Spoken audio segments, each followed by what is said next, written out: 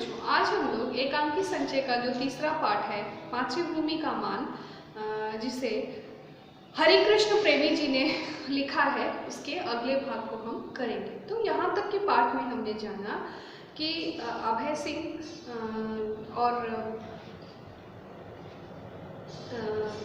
महाराणा लाखा वो आपस में बातें कर रहे हैं कि उनकी जो उन्होंने जो प्रतिज्ञा बिना सोचे समझे उन्होंने जो प्रतिज्ञा की थी कि जब तक वो बूंदीगढ़ के महल में बूंदीगढ़ में अपना विजय पताका नहीं फहरा लेते तब तक वो अन्न जल ग्रहण नहीं करेंगे।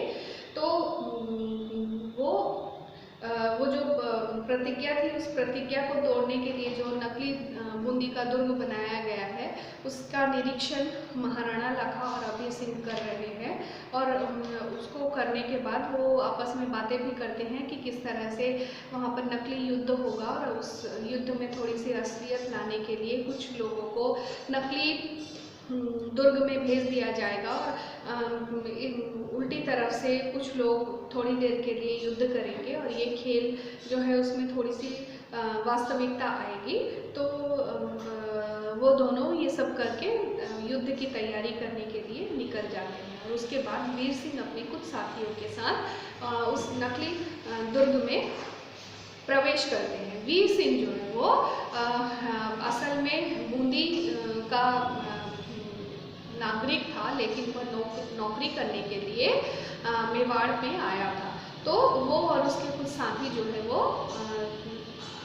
असल में थे तो बूंदी के, लेकिन वो मेवाड़ में राजा महाराणा लाखा के राज्य में नौकरी करते थे। तो वही यहाँ पर युद्ध करने महाराणा लाखा के उस उल्टी तरफ से युद्ध करने के लिए यहाँ पर आए हैं। अब वीर सिंह और अपने कुछ साथियों के साथ बातें कर रहे हैं। वीर सिंह जो है वो अपने साथियों से बात कर रहा है और कह रहा है, मेरे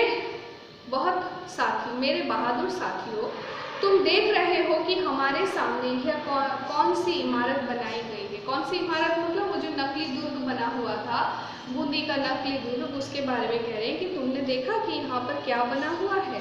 पहला साथी जो है वो कहता है, हाँ सरदार, यह हमारी मातृभूमि बूंदी का दुर्ग है, यानी जहाँ पर उन्होंने जन्म लिया है, जहाँ पर उनका असली घर है, उसी के बारे में कह रहे हैं कि हमारा असली घर वहाँ पर, असली जो जन्मभूमि है वहाँ का दुर्ग वहाँ पर बना हुआ है। वीर सिंह, और तुम जानते हो कि महाराणा इस दुर्ग को जीत कर अपनी प्रतिज्ञा पूरी करना चाहते हैं, किंतु क्या हम लोग अपनी मातृभूमि का अपमान होने देंगे।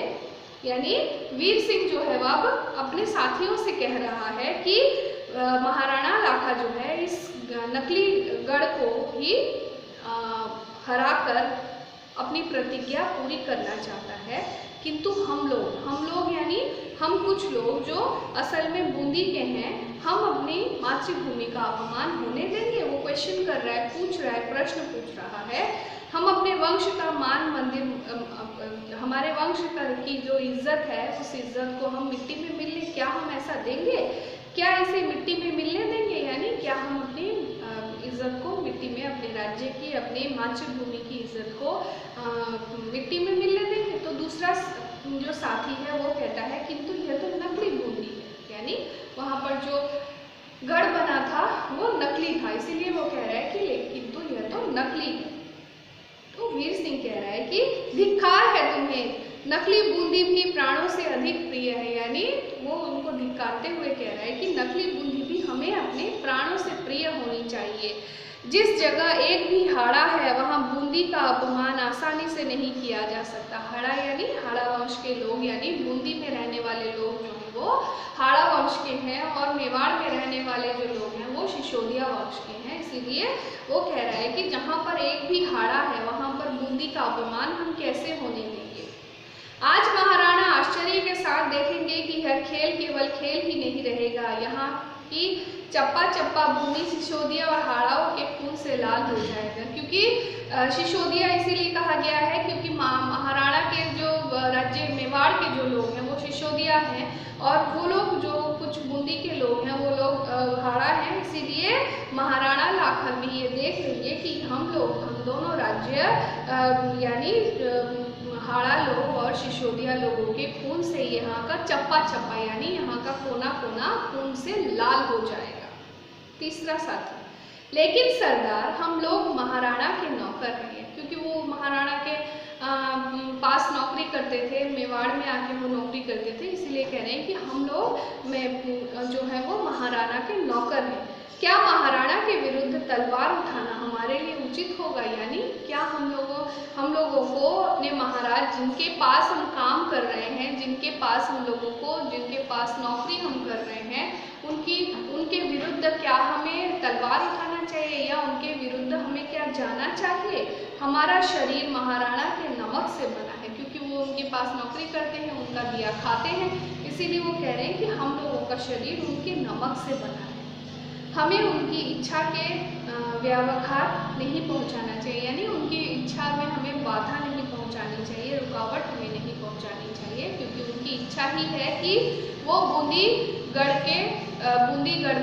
के दुर्ग में विजय पताका फहराए, तो हमें ये नहीं करना चाहिए। तो वीर सिंह जो है वो अपने बाकी साथियों को समझाते हुए कह रहे हैं कि और जिस मातृभूमि की धूल में हम खेल कर बड़े हुए हैं, उसका अपमान भी कैसे सहन किया जा सकता है? यानी जिस मातृभूमि के लिए हमने इतना कुछ किया है, हमें उसका भी अपमान नहीं करना चाहिए। जब सभी मेवाड़ की स्वतंत्रता पर आक्रमण हुआ है, यानी जब भी मेवाड़ के लिए हमें युद्ध करना पड़ा है, तब हम लोगों ने क्या है, हम तलवार लेकर उनके लिए नमक का बदला दिया है, यानी हम लोगों ने मेवाड़ की तरफ से युद्ध भी किया है। लेकिन जब मेवाड़ और बूंदी के मान का प्रश्न है, यानी दोनों राज्यों की इज्जत का प्रश्न है, हम मेवाड़ की दी हुई तलवार महाराणा के चरणों में चुपचाप रखकर विदा लेंगे और बूंदी की ओर से प्राणों की बलि देंगे। यानी जब हम मेवाड़ और बूंदी की बात आती है,